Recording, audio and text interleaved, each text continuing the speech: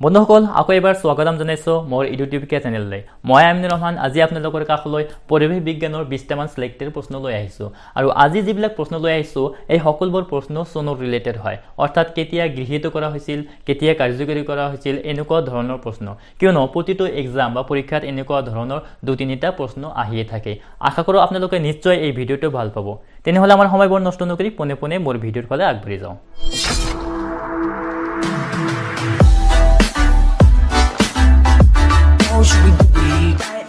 আমাৰ আজিৰ প্ৰথম প্ৰশ্নটো হল ভূপাল দুৰ্যোগ কিমান চনত সংঘটিত হৈছিল আমাৰ উত্তৰটো হ'ব 1984 চনৰ 3 ডিসেম্বৰত ভূপালৰ ইউনিয়ন কাৰ্বাইড কৰ্পোৰেচন নামৰ উদ্যোগৰ পৰা মিথাইল আইসোসাইনেট নামৰ এবিধ বিষাক্ত গেছৰ নিঃসৰণ হৈ এই নিকৃষ্টতম উদ্যোগিক বিপৰ্যয়ৰ ঘটনাটো সংঘটিত হৈছিল এই ঘটনাটো সংঘটিত হোৱাৰ পাছত বায়ু প্ৰদূষিত হৈ বিষাক্ত হৈ পৰিছিল আৰু কমেও 10,000 মান মানুহৰ মৃত্যুবৰণ কৰিবলগীয়া হৈছিল আৰু 2 লাখ ব্যক্তি বিকলাঙ্গ হৈ পৰিছিল ইয়াই আছিল ভূপাল দুৰ্যোগ এটা পিছৰ প্ৰশ্নলৈ যাওঁ মিনামাতা উপকূলত মাৰ্কাৰী বা পাৰাৰ দ্বাৰা সৃষ্ট পানী প্ৰদূষণ ঘটনা কিমান চনত বিশ্ববাসীয়ে জানিবলৈ পায় আমাৰ উত্তৰটো হ'ব 1956 চনত জাপানৰ মিনামাতা উপকূলত প্লাষ্টিক কাৰখানা এটাৰ পৰা নিৰ্গত হোৱা বৰ্জ্য পদাৰ্থই উপকূলীয় সামুদ্ৰিক পানীভাগৰ প্ৰদূষণ ঘটাইছিল বৰ্জ্য পদাৰ্থসমূহত ক্ষুদ্ৰ মাত্ৰাত থকা পাৰা মাছৰ জৰিয়তে মানৱ দেহলৈ যায় ফলত এবিধ আচুহা ৰোগৰ সৃষ্টি হৈ বহুতো মানুহ মৃত্যুবৰণ কৰিবলগীয়া হৈছিল ভাৰতৰ বন্যপ্ৰাণী সংৰক্ষণ আইন কিমান চনত গৃহীত হৈছিল আমাৰ উত্তৰটো হ'ব 1972 চনত আৰু এই আইনখনে ৰাষ্ট্ৰীয় উদ্যান অভয়াৰণ্য আৰু বনৰীয়া জীৱ-জন্তু থকা সংৰক্ষিত বনাঞ্চলসমূহত আইনগতভাৱে স্বীকৃতি দিছিল এতিয়া পিছৰ প্ৰশ্নলৈ কোন চনত ভাৰতৰ জল প্ৰদূষণ প্ৰতিৰোধ আইন গৃহীত কৰিছিল আমাৰ উত্তৰটো হ'ব 1974 চনত পানীৰ বিশুদ্ধতা ৰক্ষা কৰাৰ উদ্দেশ্যে 1974 চনত ভাৰত চৰকাৰে সকলো ৰাজ্যত প্ৰযোজ্য হোৱাকৈ জল প্ৰদূষণ নিবাৰণ আৰু নিয়ন্ত্ৰণ আইনখন প্ৰণয়ন কৰিছিল এতিয়া পিছৰ প্ৰশ্নলৈ কোন চনত ভাৰতৰ বন সংৰক্ষণ আইন গৃহীত কৰিছিল আমাৰ উত্তৰটো হ'ব 1980 চনত এই আইনখনৰ অধীনত সকলো প্ৰকাৰৰ অৰণ্য সামৰি লোৱা হৈছে জম্মু আৰু কাশ্মীৰৰ বাহিৰে ভাৰতৰ আন সকলো ৰাজ্য তথা কেন্দ্ৰীয় শাসিত অঞ্চলতে আইনখন প্ৰযোজ্য বন সংৰক্ষণ কৰা আৰু বন সুৰক্ষা কৰাৰ কাৰণে আৰু নিৰ্বনানীকৰণৰ বিৰুদ্ধে এই আইনখনত যথেষ্ট ব্যৱস্থা আছে এতিয়া আহিছো পিছৰ প্ৰশ্নলৈ কোন চনত ভাৰতৰ বায়ু প্ৰদূষণ প্ৰতিৰোধ আইন গৃহীত হয় আমাৰ উত্তৰটো হ'ব 1981 চনত এই আইনখনে দেশখনৰ কেন্দ্ৰীয় আৰু ৰাজ্যিক জল প্ৰদূষণ প্ৰতিৰোধ আৰু নিয়ন্ত্ৰণ পৰিষদবোৰক বায়ু প্ৰদূষণ প্ৰতিৰোধ আৰু নিয়ন্ত্ৰণ কাৰ্য পৰিচালনাৰ ক্ষমতা আৰু দায়িত্ব প্ৰদান কৰিছিল এতিয়া পিছৰ প্ৰশ্নলৈ কিমান চনত আমেৰিকা যুক্তৰাষ্ট্ৰই জাপানৰ হিৰোশ্বিমা আৰু নাগাসাকি চহৰত দুটাকৈ নিউক্লিয় বোমা নিক্ষেপ কৰিছিল আমাৰ উত্তৰটো হ'ব 1945 চনত দ্বিতীয় বিশ্বযুদ্ধৰ সময়ত এই বোমা দুটিত 12 কিলোগ্ৰাম ট্ৰাইনাইট্ৰটলিয়ান আছিল আৰু ইহঁতে মুক্ত কৰা নিউট্ৰন তথা গামা বিকিৰণে নিউক্লিয় ধ্বংসলীলাৰ সৃষ্টি কৰিছিল এই বিপৰ্যয়ত প্ৰায় 1 লাখ মানুহ মৃত্যুবৰণ কৰিছিল আৰু ইয়াৰ পাছত বিকিৰণৰ কুপ্ৰভাৱত হাজাৰ হাজাৰ লোক ধীৰে গতিৰে মৃত্যুমুখত পৰি আছিল এতিয়া আহিছো নেক্সট প্ৰশ্নলৈ ভাৰতত কিমান চনত জৈৱ বৈচিত্ৰ্য আইনখন গৃহীত কৰা হৈছিল আমাৰ উত্তৰটো হ'ব 2002 চনত ইয়াৰ প্ৰধান উদ্দেশ্য আছিল জৈৱ বৈচিত্ৰ্যৰ সংৰক্ষণ কৰি সমাজত সুস্থিৰ পৰিৱেশ গঢ়ি তোলা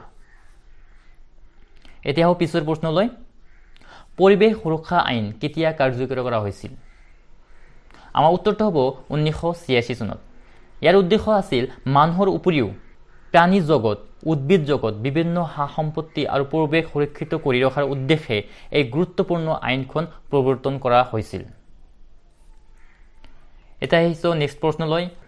গংগা নদীক প্ৰদূষণ মুক্ত কৰাৰ বাবে গংগা একশ্যন প্লান কোন চনত গঠন কৰা হৈছিল আমাৰ উত্তৰটো হ'ব 1985 চনত এটা আহিছো নেক্সট প্ৰশ্নলৈ ভাৰত চৰকাৰৰ পৰিৱেশ বিজ্ঞান বিভাগ কোন চনত স্থাপন কৰা হৈছিল আমাৰ উত্তৰটো হ'ব 1980 চনত এতিয়া আহিছোঁ নেক্সট প্ৰশ্নলৈ কোন চনত ভাৰতত ব্যাঘ্ৰ প্ৰকল্প আৰম্ভ কৰা হৈছিল আমাৰ উত্তৰটো হ'ব 1973 চনত 1973 চনত এপ্ৰিলৰ পৰা ব্যাঘ্ৰ প্ৰকল্প আৰম্ভ কৰি বাঘৰ সংৰক্ষণৰ ব্যৱস্থা কৰা হয় আমাৰ অসমত 2010 চনত কাজিৰঙা ৰাষ্ট্ৰীয় উদ্যানত ব্যাঘ্ৰ প্ৰকল্প আৰম্ভ কৰা হৈছিল এতিয়া আহিছোঁ নেক্সট প্ৰশ্নলৈ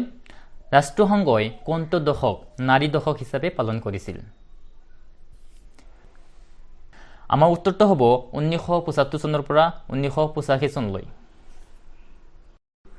এতিয়া আহিছোঁ নেক্সট প্ৰশ্নলৈ অসমত কিমান চনত খনিজ তেলৰ সন্ধান পোৱা গৈছিল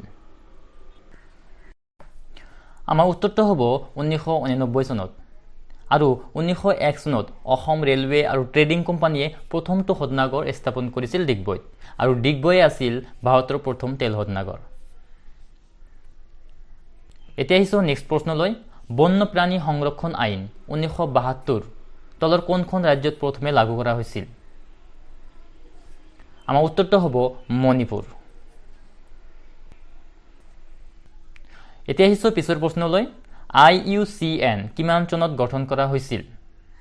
আমাৰ উত্তৰটো হ'ব 1948 চনত 1948 চনত প্ৰকৃতি আৰু প্ৰাকৃতিক সম্পদ সংৰক্ষণৰ বাবে আন্তৰ্জাতিক সংস্থা international union for the conservation of nature and natural resources গঠন কৰা হৈছিল এতিয়া আহিছোঁ পিছৰ প্ৰশ্নলৈ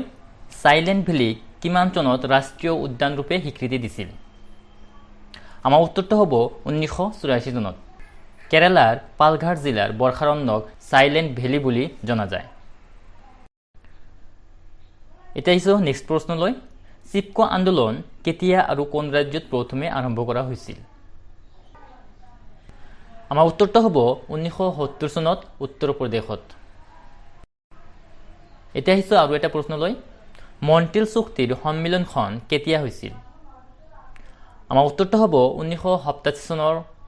16 ছেপ্টেম্বৰত যিবিলাক পদাৰ্থই ওজন স্তৰৰ ক্ষতি কৰে সেইবোৰৰ ব্যৱহাৰ কমোৱাৰ বাবে কানাডাৰ মন্ট্ৰিল নামৰ ঠাইত এক চুক্তি স্বাক্ষৰিত হয় কাৰণে ইয়াক মন্ট্ৰিল চুক্তি বুলি কোৱা হয় এতিয়া আহিছোঁ শেষৰ প্ৰশ্নলৈ ষ্টকহোম সন্মিলন কেতিয়া হৈছিল আমাৰ উত্তৰটো হ'ব 1972 চনত 5 মে'ৰ পৰা 14 জুনলৈ এইটোৱে আছিল মানৱ পৰিৱেশৰ ওপৰত অনুষ্ঠিত ৰাষ্ট্ৰসংঘৰ প্ৰথম সন্মিলন আশা ৰাখিছোঁ আজি যিকেইটা প্ৰশ্ন আপোনালোকৰ কাষলৈ লৈ আহিছিলোঁ নিশ্চয় ভাল পাইছে আৰু সঁচাকৈয়ে মোৰ এই ভিডিঅ'টো ভাল পাইছে তেনেহ'লে প্লিজ লাইক কমেণ্ট আৰু শ্বেয়াৰ কৰিব আৰু যদি এতিয়ালৈকে মোৰ এই চেনেলটো ছাবস্ক্ৰাইব কৰা নাই প্লিজ ছাবস্ক্ৰাইব কৰিব যাতে আগলৈ আপোনালোকৰ কাৰণে আৰু ভাল ভাল ভিডিঅ' লৈ আহিব পাৰোঁ ধন্যবাদ